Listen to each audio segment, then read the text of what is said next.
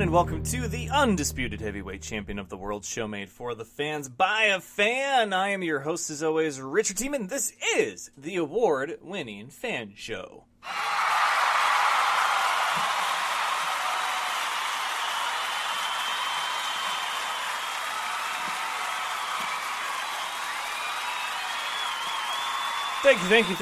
Thank you. You are too kind. This is the home where everyone's a fan of something, and we have got something for every fan, especially you robotics types. That's right, this is another fan show, Robotics and Tech Division special, part of our new weekly segment that we will be doing here throughout the new season of BattleBots. That's right, it is robot fighting time in every sense of the word, because we had a not one but two-part premiere for combat robotics enthusiasts. In fact, we had the Thursday night live from Las Vegas BattleBots Challenge, and I watched the stream on Twitch. I thought it was great. Congratulations to Witch Doctor, so deserving of that whole thing, and wow, some of the matches were just fantastic. So the question is, while you listen to this, is that what the future holds for BattleBots? Will we see an even more UFC and boxing type of style and format? Because right now they've already implemented the fight card format, which has been very well received. But there is a regular season and then, of course, a post-season. With this, with live, and my special guest and I discussed this a little bit when we play that interview for you, that you couldn't really do it seasons anymore. You couldn't have even a preseason, a regular season, and a postseason. You'd have to almost do it the way that UFC, boxing, and even wrestling does it, where you have your events during the month, right, to determine the next number one contender for the champ. Maybe they split it up into weight classes so that it's not the same championship being defended every month, but then you would have that big event each month where the championship or a championship is defended. So for UFC right now, I think they go in a rotation, and then their big ones, their anniversary ones, they put like every belt on the line. So the featherweight, welterweight, middleweight, heavyweight, all of those are kind of in a rotation, and whichever belt is being defended or whichever championship is being defended at that time is usually in the main event. So BattleBots, they've done weight classes before. This is nothing new. This is nothing outlandish or out of the ordinary. They could very conceivably do this again. But the big question is, would bot builders be able to pull that off? Would a champion who is crowned 1 month be able to be ready and available to come back and fight again the next month, or even 2 months from there, or even 3 months from there? Like, how much time and money and resources do they need to accomplish something like that? Now, of course, we're talking about several hypotheticals here, but Thursday night, I believe, was a smashing success. And I am very, very much excited to see what the future holds for BattleBots. Will they find a permanent home in Vegas? Let's have you guys chime in. Did you like what you saw on Twitch? Obviously, if it's a network like Discovery, or maybe another one that you can do live streaming like that, because Twitch is great and all, but I think people would be more drawn to a major network that can do live. Or maybe it's all done through a BattleBots app, right? And they're partnered with a network. I don't know. There's a lot of possibilities. My special guest and I tonight discuss that in great detail. He is none other than Will Bales, and he had an incredible and emotional interview this last week on Friday, or after Friday, I should say, which Thursday, BattleBots Challenge, which was live. Friday, the season premiere of BattleBots on the Discovery Channel. And that was fantastic. It really did. I mean, I have a pretty high level of expectation, and I'm not so much of a critic of BattleBots as I am other things. I'm more of a fan. Like, I fan out for this stuff, but I will give my feedback when I feel that it needs to be given. But I really had nothing for this. The fight card top to bottom was great. I mean, you had Quantum and Blacksmith, one of the new kids. Well, new kids to BattleBots, but they've been doing quite well in the UK. So congrats to Quantum, and of course a veteran like Al Kindle and Blacksmith. That was very, very entertaining to see. And then we had Valkyrie and Hypershock two friends, like not buddies, not pit buddies, not pit neighbors, but actual full-on friends going head-to-head. And again, congratulations to Will Bales and Hypershock for their season already starting out better than all of last season really went for them. And my apologies, spoiler alert, if you haven't already seen the new episode of BattleBots, I mean, this is going to be an every Wednesday thing. You've got Friday night and then Saturday, Sunday, Monday, Tuesday to get caught up before you listen to this. So I would really hope that if you're an avid BattleBots fan, that these are not spoilers. This is almost like old news by this point, okay? So congrats to Will Bales and Hypershock. Then we had Endgame and Death Roll. Oh my god, what a fight that was. I knew that this was going to be a slugfest because I know Endgame from last year. I had the privilege of talking with Death Roll this year while I was down at the tapings. Great guys. So it was a fantastic fight. Congrats to Death Roll, starting 1-0. Kraken got a big win. The new look, new attitude Kraken over Ribot, which is one of Valkyrie's buddies, right? They decided to take a year off of school to build this new robot in the shape and form and decoration of a frog, but a very vicious bot. You'll see if you haven't watched already.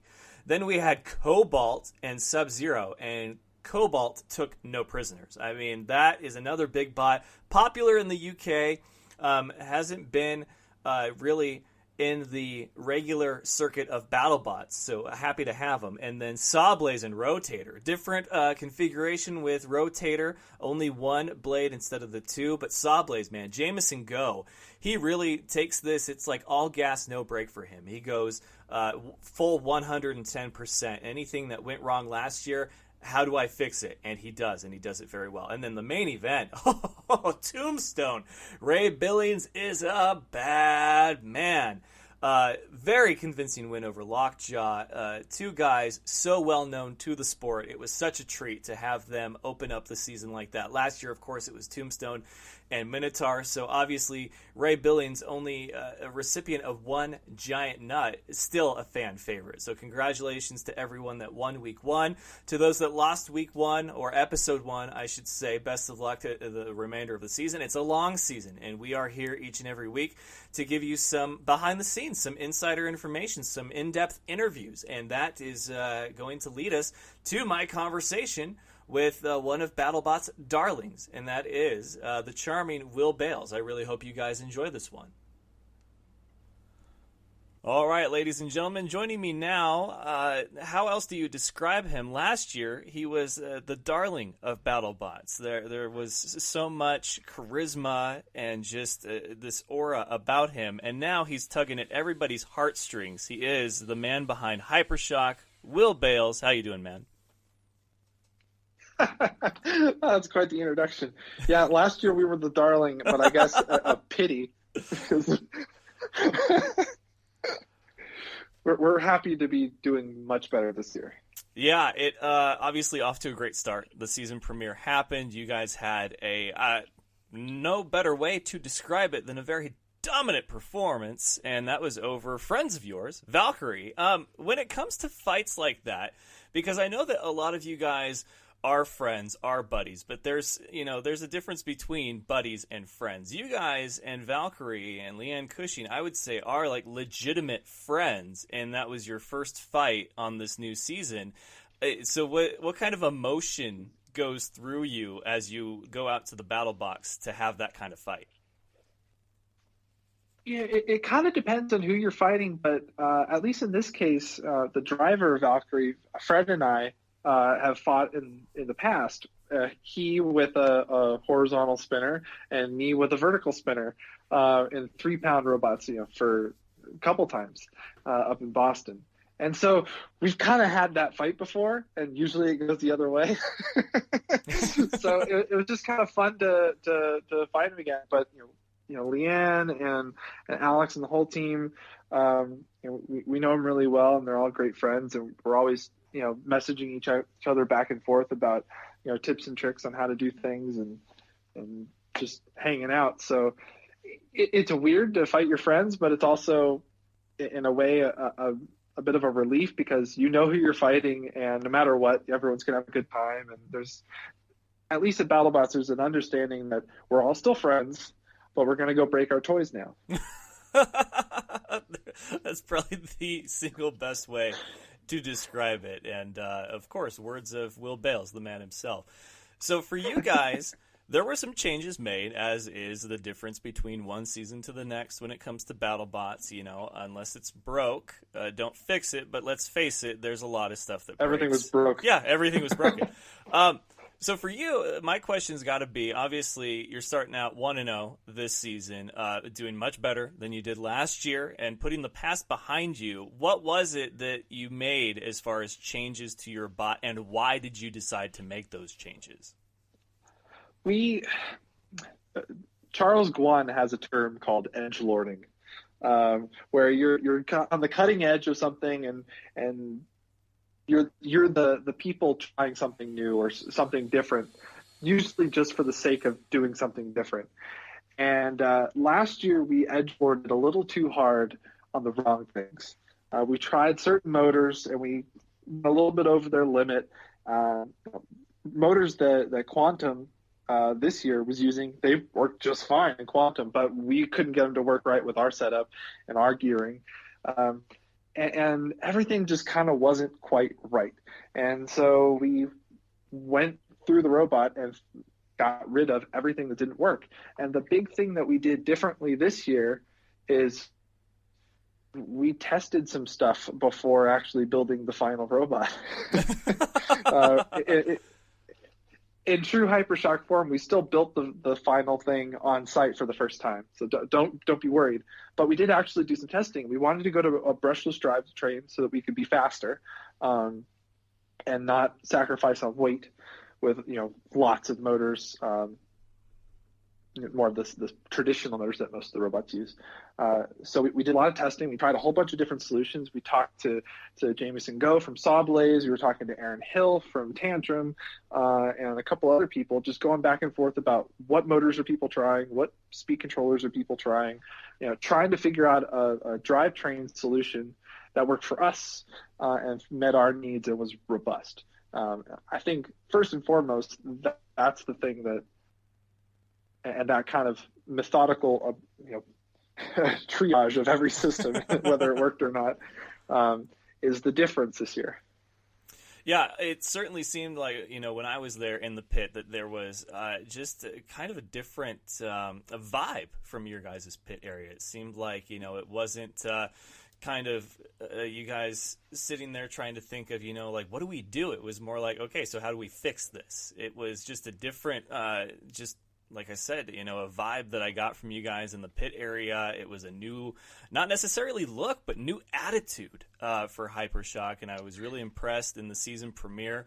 And then, of course, there was the event in Vegas, which you were not a part of, but you have talked to a few of the competitors, including Witch Doctor, who said it was a great time. How do you feel about the possibility of BattleBots going to a live format if it proves to be a success in the way that they want to take things? I think it's great. It's what the Greg and Trey want, creators of BattleBots. It's what the builders want. We want to fight more. We want to fight often. We want more opportunity to do all this stuff. And all of us have the secret hope of being able to do this full time. And the only way that happens is if you have, recurring fights all the time, live events. So I think we all have our fingers crossed that it went well, and that the ratings and the finances of everything make sense, and the stars align, and the moon's in the right phase so that it works out. It sounds like it was a great time. It was a very fast-paced event, so I'm great friends with Witch Doctor, and they went out with 2 Witch Doctors ready to go in a box. They had them both tested. They had them all ready to go, both painted. So they took one Witch Doctor, they fought Tombstone, and then they put that one to the side, and then they took the other one out and fought Bronco with it. So it's a different kind of event than normal filming for the season, where it's just a 2-week slugfest. You don't have the opportunity, you don't have the luxury of repairing things between matches. You just have to have another robot ready to go. Especially if your first fight is Tombstone. Come on. Yeah, that's never easy. But it sounds like people really enjoyed it. Yeah, and what's funny is and I would love to be there.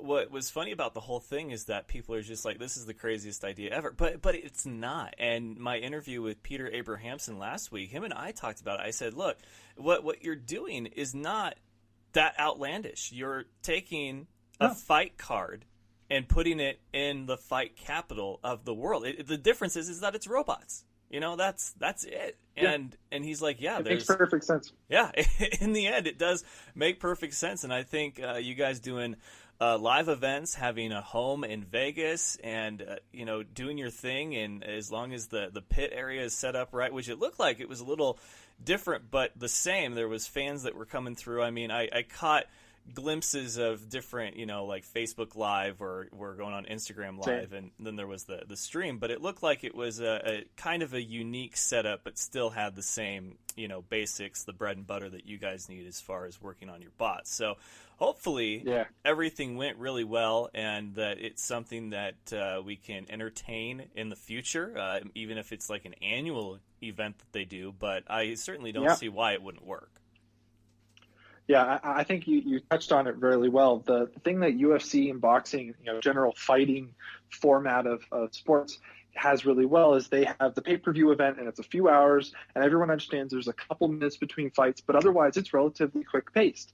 And I think the big question that all the BattleBots people had in the back of their mind was, can you keep that pace up? What happens if you have a lipo fire in the arena? Can you get robots in there quickly and reliably and safely in order to make an entertaining show for people to watch for a couple hours? And I think this is proof that you can do that.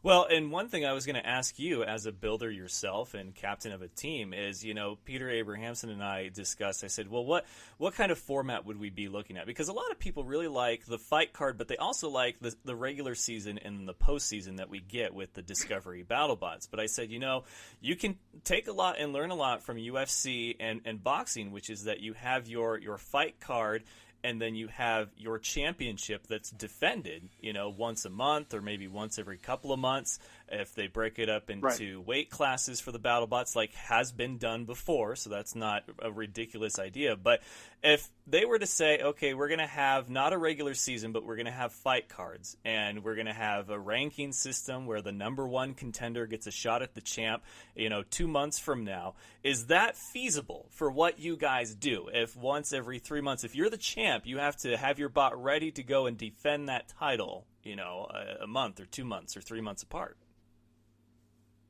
The simple answer is yes, provided the finances for the teams make sense. Yeah. The only thing restricting everyone from going to an event every couple months is time off from work and other commitments, and being able to just flat out afford the thing.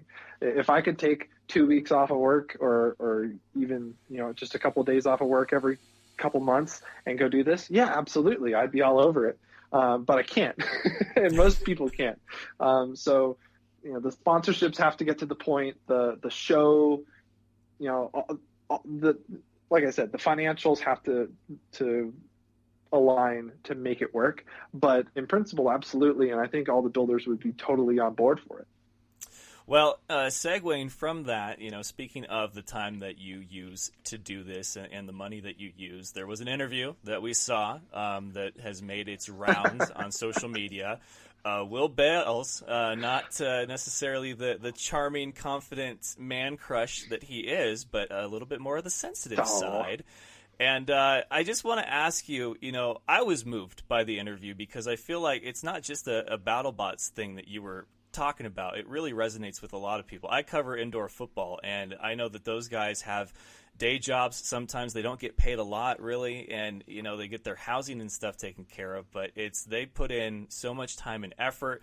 What I do with the show out of my own pocket and trying to cover these different events, it's very relatable to, I think, more than you realize. But I gotta ask, what was it that overcame you, if that's even the right word, to just kind of lay it all out there for everybody to know as we kick off a brand new season of BattleBots? Yeah, first off, I totally agree with what you said. It's not just about robots. It's anything that you're passionate about, anything, a massive hobby, passion, obsession. anything that you're putting your heart and everything you can into just to do it because you love it. I think that's kind of what I was referring to. For me, BattleBots is always stressful because we find out like a month and a half, 2 months ahead of time. Okay, yeah, we're actually going to have it this year, and these are the dates. And we say, crap, all right, let's scramble and figure out the robot. And because I'm a masochist, I decide, let's rebuild the whole robot every single year. And sometimes that works, and sometimes it doesn't. Last year, it didn't so much. And so especially after last year and going 1-5, it didn't feel so good, and everyone on the team didn't feel so good about it. And going to sponsors and saying, "Oh yeah, well, don't worry about last year." And the internet, like I take everything in jest on Reddit, but at some point you get the point, and it sinks in. So you want to not suck, and so we did everything we could to suck less, and you get there and everything was up to the last minute. There were a couple moments where it was just, I was really close to saying, screw this, I'm tapping out this year, I'm going to do something else, or bailing out and just showing up with last year's robot kind of hodgepodge together. This year our team was all over the place. Tyler just moved out to California, and he's working with Aaron Hill from Tantrum. One guy who was our designer who did all the uniforms and the robot aesthetic, Isaac, he was doing a cross-country trip by himself in his Jeep. Kat is a freshman at WPI, so she was not in Miami. So it was basically Kyle and I trying to do everything ourselves with not enough money and not enough time and not enough sleep. And so we were, in all honesty, we were cutting the chassis parts for the first time a week and a half before we showed up. Oh, wow. And we actually overnighted a half-ton crate to BattleBots so that it would be there when we showed up on the first Tuesday of filming, just so we would have every possible moment to work on the thing. And so getting there with all the parts and staying up all night and getting the thing to work, and going into a fight with a real robot, Valkyrie is legit as far as I'm concerned. It was overwhelming. It was like, yes, finally, like, God damn it. We actually did it. And just to have a split second where everything went according to plan for the most part, it was nice. And it's just kind of like, the last few months and the last year have just been a mess, but just for this glimpse, it's good. What is the reaction? And then back into the chaos. The reaction been like for you from whether it's sponsors or fans or friends and colleagues after seeing that? Because I don't know how many people knew, because there's a lot going on in the pit. And so, just another guy talking to the pit reporter, I don't know how many people knew that happened or witnessed it happen. But I feel like for sponsors, that might be the kind of thing where you get a phone call one day or an email saying, hey, you don't know me, but here's a blank check. Fill in the amount that you feel is what you need to compete next season. Like, that's about how moved I got from that interview. So what's been the reaction that you've received since that aired? Wow. Well, if anyone wants to send me a blank check, I know how to fill it in. But the feedback has been, there's been a lot of builders who messaged me privately or said something publicly about, how, like, that's what we all feel, and that's what we've always felt anytime we're doing this. And so it's nice to, sneak that into the show. The format in the past has always been really high pace. Get the robots in there, talk about the story. What's this mean to you? That whole, jazz. But for better or for worse, we never really got like an intimate conversation about, why are we doing this? What's it really mean for us? And I think that was just because the opportunity wasn't there feel comfortable talking about it. And I don't know why I decided I was that person, but I don't maybe I think I can blame sleep deprivation. But it's just kind of, okay, here's an opportunity to just kind of spit it all out there, and you can do with it what you want. But the builders have I guess been appreciative that we actually kind of got that message out there, especially for friends and family who don't get it, that this is something that you can show them and say, all right, this is what we're getting at. There have been a couple people that have messaged me privately, just fans who, either just saying, it was really nice, or at least one guy who said, he's really into cars, and I was just about to give up on everything and just throw in the towel and call it quits and do something else, but you really inspired me to just keep on going, because you reminded me of why I do this for fun, just because it's fun and it's what you do because it's what you love. So to inspire people to keep doing what they love is humbling, and I'm happy to, I guess, be the guinea pig for all of us builders to be able to show why we do this in the first place. Well, like I said, I thought it was fantastic. It was definitely a different side of Will Bales. I'm used to the charming Hypershock cocky captain that we get back there. But last season, there's plenty more of him. Don't worry. Last season it was hard to be that, but hey, now at least you're right back in stride after you got the sensitive stuff out of the way, and now it's back to being badass. But hey, man, again, a really great job. Really happy for your season premiere victory that you got. It's got to be a huge weight off the shoulders, and I look forward to watching this season as it goes and cheering for Team Hypershock and everybody else. But yeah, man, I wanted to make sure that I got a hold of you and that we talked a little bit, because it was really something special, and it resonated with me, even though I don't build robots. But I definitely appreciate you kind of laying it out there for all of us. Well, thank you very much. It's what we do for fun. And so for anyone who does this for fun or anything else for fun, you think that everyone's calling you crazy for doing it, just remember why you do it in the first place. Well, he is Will Bales of Hypershock, the twinkle in his eye and that $1,000 smile, or however much the sponsors give you at a time. But nonetheless, he is one of our favorites here at the Fan Show, and it's been a real treat to talk to you. Safe travels back home, but hey, man, we'll talk to you again soon. Absolutely. Thanks for talking. Appreciate it. All right. You take care now. You too. And bye-bye. One more big thank you to Will Bales for joining us here on the Fan Show for another great edition of our Robotics and Tech Division special that you can find here every week during the season of BattleBots, which is now on Discovery and the Science Channel Discovery every Friday night. Check your listings or get your notifications from the app. However you guys watch and stream it, do so, because I promise you this much. You have my Fan Show official word of honor. This season, you will not want to miss. And if you've never seen BattleBots before, you've wondered, you've snickered, you've scoffed, whatever the case may be, give it a shot.